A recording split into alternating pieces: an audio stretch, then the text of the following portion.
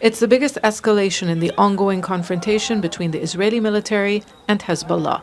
Israeli warplanes targeted multiple locations across southern Lebanon in retaliation for the killing of one of its soldiers. The strikes were far from the battleground along the border.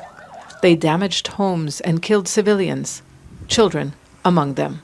It is an escalation, and I think Hezbollah will respond by the same intensity of the bombardment, but without enlarging too much the war.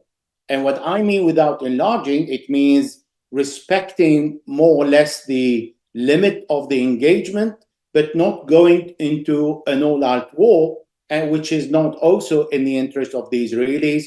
Israel's war cabinet met to decide on a response after what it called the violent Hezbollah bombing that targeted northern Israel.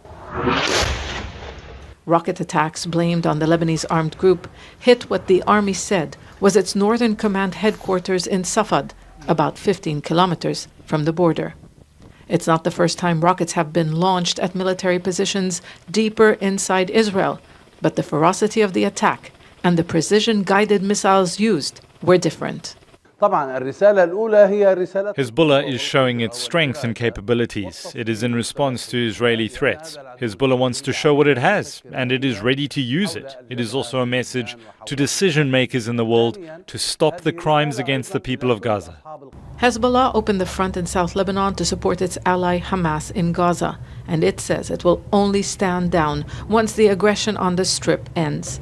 That may not be enough for Israel, which is demanding security guarantees so tens of thousands of Israelis can return to their homes near the border. In recent weeks, it has stepped up its attacks on Hezbollah targets and carried out targeted killings.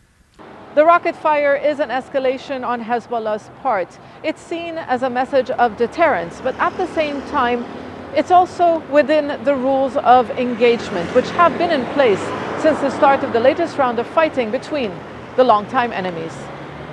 Israel, in its response, has broken those rules, and while it appears the conflict has widened, many believe this round of violence was all about messages.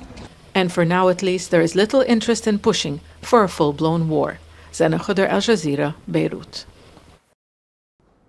Make sure to subscribe to our channel to get the latest news from Al Jazeera.